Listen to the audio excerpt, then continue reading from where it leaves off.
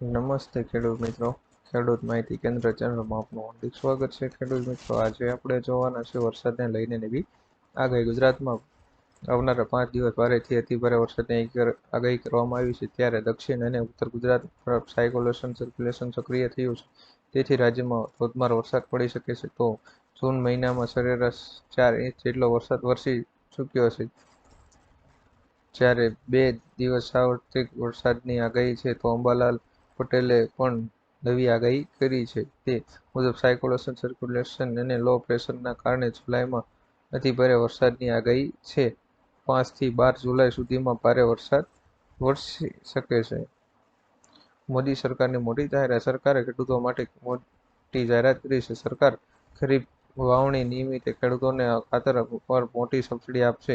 ગુરુવારે કેબિનેટની બેઠકમાં આ માટે 24,420 કરોડ રૂપિયાના બજેટને પણ મંજૂરી આપવામાં આવી હતી. સરકારનું કહેવું છે કે ખેડૂતો દ્વારા ઉપયોગમાં લેવાતું મુખ્ય ખાતર ડીએપી 1,350 રૂપિયા પ્રતિ ક્વિન્ટલના ભાવ મળતું રહેશે. 1 એપ્રિલ 2023 સપ્ટેમ્બર સુધી પી.એન્ડ.કે ખાતરો પર સબસિડી ઉપલબ્ધ રહેશે.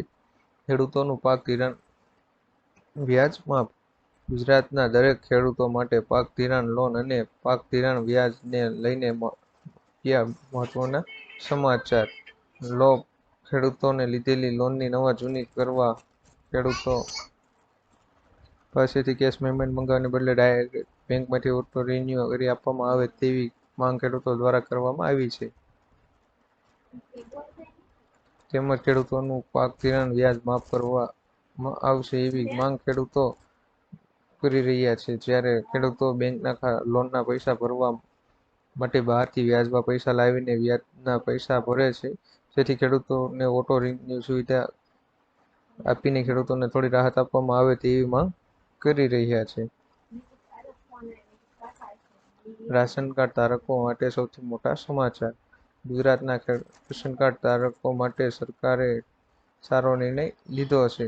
જો તે આયુષ્યમાન કાર્ડ ધરાવતા ન હોય તો ઘર બેઠા કાર્ડ મેળવવા માટેની તક છે. સરકારે એનએચએમ રેશન કાર્ડ ધારકો માટે ઘર બેઠા આયુષ્યમાન કાર્ડ મેળવવાની સુવિધા પૂરી પાડી છે. તમે ઘર બેઠા આયુષ્યમાન વેબસાઇટ, એપ અથવા નજીકના વિસ્તારની આશા વર્કર બહેનો, આરોગ્ય કર્મીઓનો સંપર્ક કરી કાર્ડ મેળવી શકો છો. કેન્દ્ર સરકાર દ્વારા ગરીબ પરિવારના લોકોને મફત રાશન આપવા માટે એક વિશેષ યોજના જાહેર કરવામાં આવી છે. જેનું નામ છે પ્રધાનમંત્રી જન આરોગ્ય યોજના, જેમાં નાગરિકો સામાન્ય બીમારીથી લઈને ગંભીર બીમારી સુધીના સારવાર મેળવી શકે છે. લાભાર્થી પરિવારોને યોજના દ્વારા આયુષ્યમાન કાર્ડ દ્વારા ₹5 લાખની આરોગ્ય સુવિધા પૂરી પાડવામાં આવે છે. ત્યારે તેમાં સુધારો કરીને હવે સહાય મર્યાદા 10 લાખ કરવામાં આવી છે. હપ્તા વગર 42,000 ખાતામાં. જે ખેડૂતોએ આ બે યોજનાઓ જેમ કે પીએમ કિસાન યોજના અને પીએમ માનધન યોજનામાં રજીસ્ટ્રેશન કરાવેલું હશે તો તેવા ખેડૂતોના ખાતામાં દર વર્ષે હપ્તા વગર 42,000 રૂપિયા ઘર બેઠા ખાતામાં આવશે. સરકાર પીએમ કિસાન યોજના અંતર્ગત દર વર્ષે 6,000 રૂપિયા ખેડૂતોના ખાતામાં નાખે છે ને 6,000ની સહાય દર 4 મહિનામાં અંતરાલ સાથે 2,000ના ત્રણ હપ્તામાં આપવામાં આવે છે. ત્યારે કિસાન યોજનાના લાભાર્થી જો પીએમ માનધન યોજનામાં ફોર્મ ભરે છે તો તેમને 60 વર્ષની ઉંમર પછી દર વર્ષે 36,000 રૂપિયા મળશે. આ બંને યોજના થઈને ખેડૂતોને ઘર બેઠા 42,000 રૂપિયા સહાય આપવામાં આવે છે. ટ્રેનના મુસાફરો માટે ખુશખબર. રેલવે મુસાફરો માટે સારા સમાચાર છે. આજથી તે તમામ ટ્રેનો જો કોરોના પછી સ્પેશિયલ ટ્રેન તરીકે દોડતી હતી તેને પેસેન્જર ટ્રેનમાં ફેરવી દેવામાં આવી છે. સ્પેશિયલ ટ્રેન હોવાને કારણે તેનું ભાડું વધી ગયું હતું અને નંબર પણ શૂન્યથી થયો હતો. આજથી આ ટ્રેનો સામાન્ય પેસેન્જર ટ્રેનોની જેમ દોડશે. તેનાથી આ ટ્રેનોના સંચાલનમાં પણ સુધારો થશે. મુસાફરો વારંવાર ફરિયાદ કરે છે કે સ્પેશિયલ ટ્રેનો મોડી દોડે છે.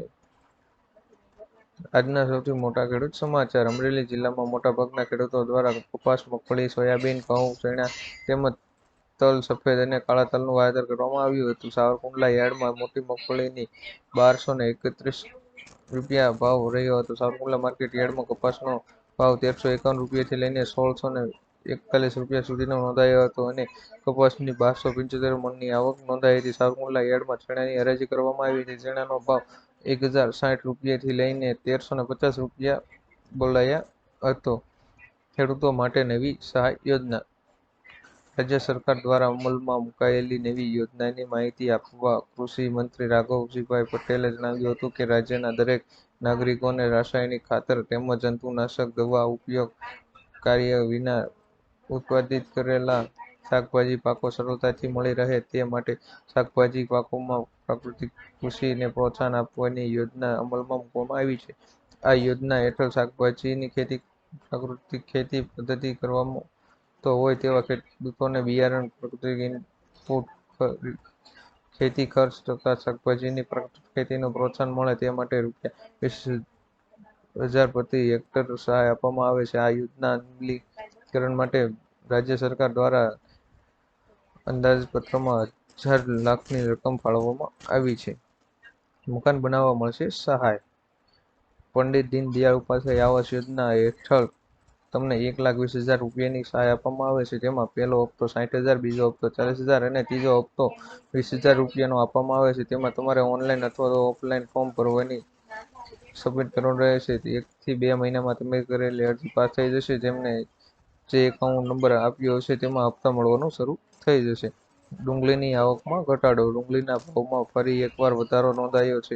બજારમાં ડુંગળીની આવક વધતા બજારમાં ખરીદની કિંમત પ્રતિ 1 કિલો 50 રૂપિયા સુધી પહોંચી છે અને ચોમાસાને ધ્યાનમાં રાખીને તેમજ અન્ય પ્રાંતમાંથી ડુંગળીની આવક બંધ થતા બજારના ભાવ 70 થી 80 રૂપિયા પ્રતિ કિલો સુધી પહોંચે તેવી પણ શક્યતા વ્યક્ત કરવામાં આવી છે.